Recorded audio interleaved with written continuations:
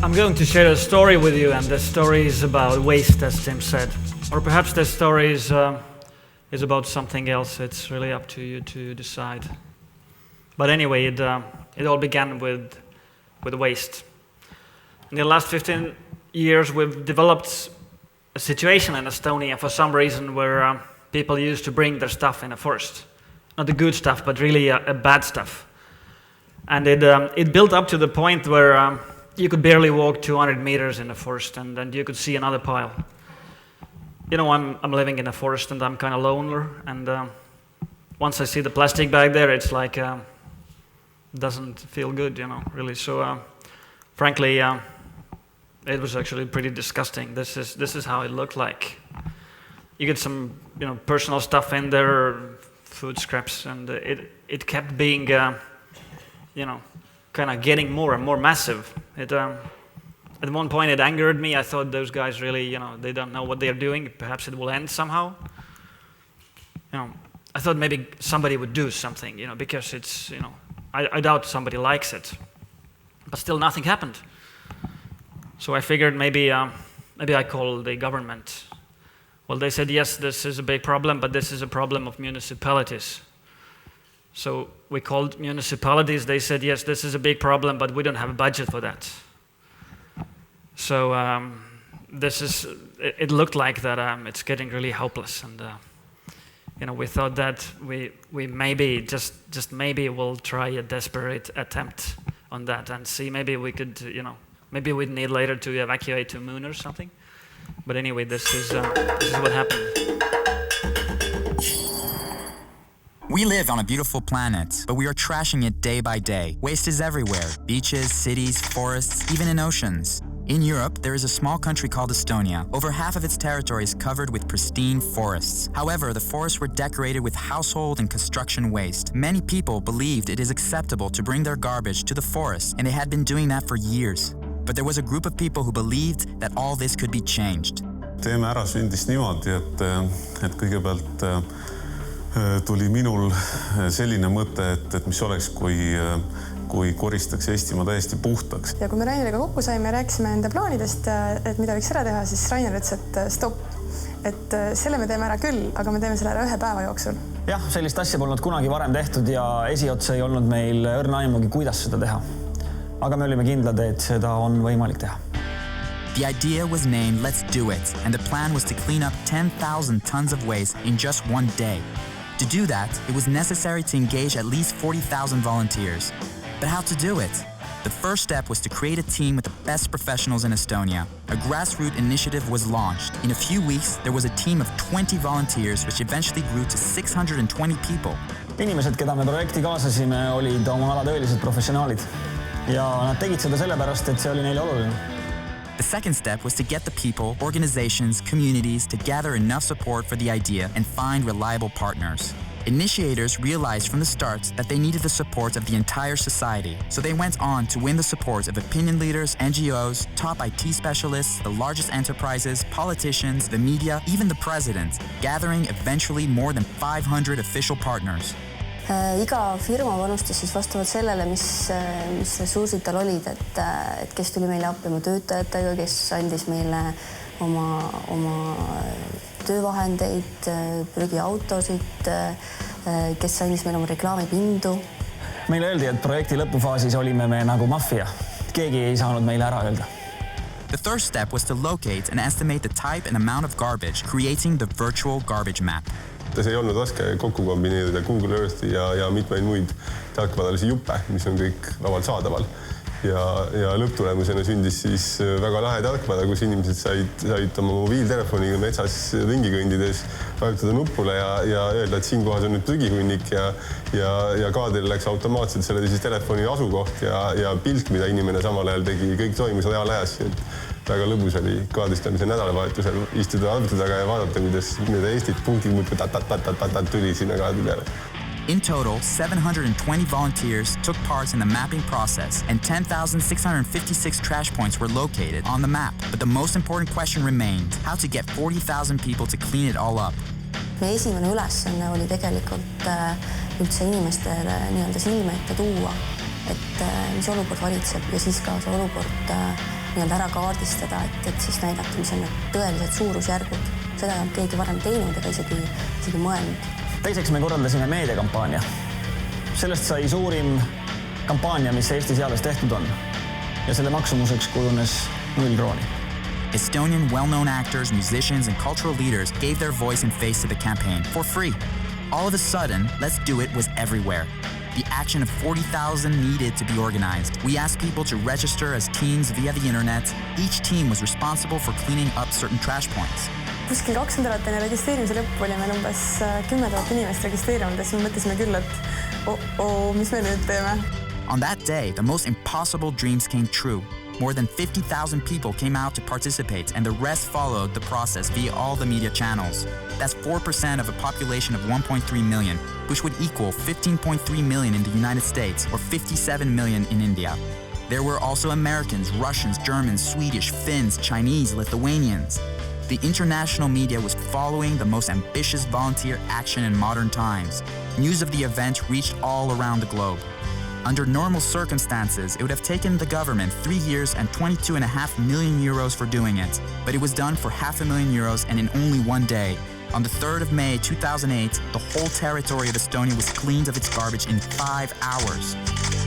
We did it! Ma loodan, et meie lugu teid inspireerib. Ja ma usun siiralt, et seda projekti saab teha ka teie kodumaal.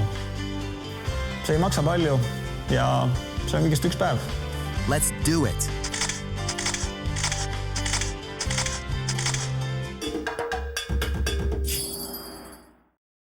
So what happened is we got a clean country. But something pretty weird happened is that we were digging in the trash of other people. It was nasty, it was ugly, it was smelly sometimes. But if I look at the pictures and the reactions I got from people, then, they're bold. They're feeling something, like purpose. And they look like they got some power. And truly, most of the time I'm getting the reactions, they're happy because of that. So it got me a bit confused. I mean, we thought we're doing something necessary, evil. You have to do it. It's something you must. But it turns out this is an event of like a national celebration. And then it struck me that actually what we did was not exactly cleaning the forest. It was that we were cleaning in the hearts and minds of people. And this is what made them happy. We were tired like dogs after this event, so we thought we're never going to do any cleanups. But then we started getting calls from other countries asking like, did you guys really did it? And we said yes, yeah. And we helped, and we wrote a manual of how to clean a country. And then next thing we know is that our neighbors Latvia do the same thing. And they got like 210,000 people come out. And next thing, there is the barefoot rider who went to Slovenia, to his home, put up a Facebook site, and next thing he knows there is 10,000 fans on that site. And in the small country of Slovenia, where 2 million people live, on a cleanup day they had 13.5% of population come out. I mean, it was so many people come to the cleanup that there was not enough trash. So it's... Serbia, they sent us a letter from the government. We didn't get it, so they thought they'd do it government way. They organized in the Department of Ministry of Environment, where they established subsidiary of Let's Do It. And they did it, by their own rules, but still people came. It wasn't perfect, but still almost 300,000 people came to clean Serbia. In Ukraine, we've had 51,000 people come to clean. In Romania was a different story. There were 2 girls who learned about the campaign. They were 21 years old and took them 4 months to build up a cleanup of Romania. It was in a country where volunteer work was despised before that. This was for stupid foreigners who could come and do the volunteer work. And this was boom. 2 weeks ago, we had a cleanup in Bulgaria where national TV organized the cleanup campaign. And there was one girl who was working for TV. She drove through all the municipalities and all the local establishments, and she pitched the idea of getting Bulgaria clean. And this is what happened. In Brazil, we have had few cities do the campaign. And also, you wouldn't believe, but in India, you probably know what's happening in India. You don't need a waste mapping there because you need to map clean spots. Yeah. So we had a girl who organized a cleanup in a part of the New Delhi. And they cleaned it. It was not just the dirt, but it was the human waste as well. So it was really unpleasant. And they cleaned the business center. And what happened was that 2 days later, it was dirty again. So we figured what was wrong with this, and we asked people, why do you do that? And they said, well, since if we live in the environment which is clean, the landlord would ask for more money. It makes sense for them to live literally in a shit. So then I figured it's something wrong with the system here. If living sustainably is more money than you can afford, so how can we actually, we're here white people, yeah, we have money. We think we're building the good wall, trying to tell people that please buy eco stuff. This is ridiculous. If living sustainably is more expensive than living unsustainably, then we can never do this. This is going to be like, we're playing fools here. Next thing we saw was there's a movement called Zero Waste.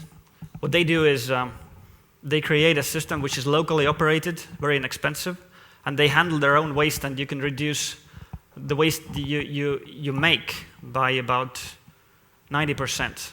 So this is what we're really talking now. And we also found that there is a particular amount of people you need to engage in the campaign, which is about 5% of the whole population. Then it suddenly becomes like a new norm, and people would accept this reality that this is the way it should be. If you get lower than that, it's difficult. Sometimes it works, sometimes not. So in order really to clean India, now we have actions going on in 7 cities, but it's still not enough people. We need more. Well, this is what happened 3 years ago. We started. Now it's we've been cleaning all those countries, and we figured that maybe there are some others who would like to join. Perhaps there is a waste somewhere else too. So we set a target. Maybe we'd get 100 countries on board. And right now we have 94 countries. And just 2 days ago, I heard that somebody came from Panama and said, Rainer, you had a great campaign in Panama. People were cleaning it, and they had Let's Do It logos there. And we made a quick research. Nobody knew about it. And we were unable to contact those people, so it might be more countries. Just today, there is a cleanup in Kosovo. And in the morning, I was busy talking to the guys. They had at least 60,000 people cleaning Kosovo. It's the largest civic campaign they've ever had there. And luckily, we have a campaign starting in Netherlands. So it is my pleasure to introduce you one of the team members here, Annette. She's sitting right there in the middle of you. So.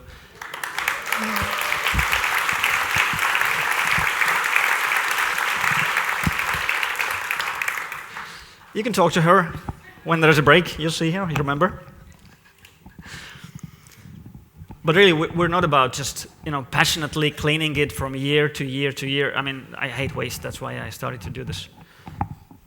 The thing we're trying to do is that trying to help the society get into the bit more sustainable shape, and that's why I looked what the others are doing, because some people are doing a lot, and mostly governments are doing. They're having climate conferences and things like that.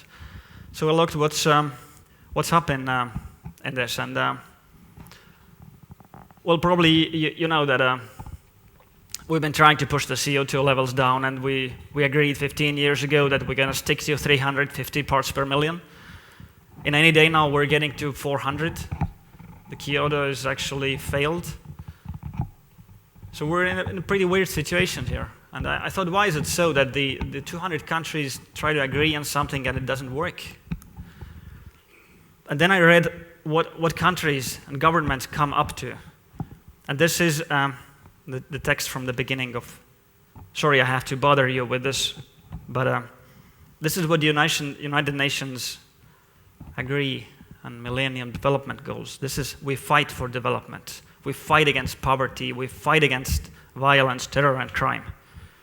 We fight against degradation and destruction of our common home. I mean, how could you fight for this? I mean, I don't know about you, but for me it's scary. If somebody big comes to me and says, I want to fight with this, it's like, I don't want to do like fighting with this guy. I'd rather do something else. I'll leave him fighting for that, and I'll check up later whether it worked or not. And this is what we have done. They're still fighting it. But what if we've fought enough? What if we try fun? See, if we go through the fun, we could untap all those 6-7 billion people, plus the slaves who would come. I mean, this could be a much easier job, and perhaps doable.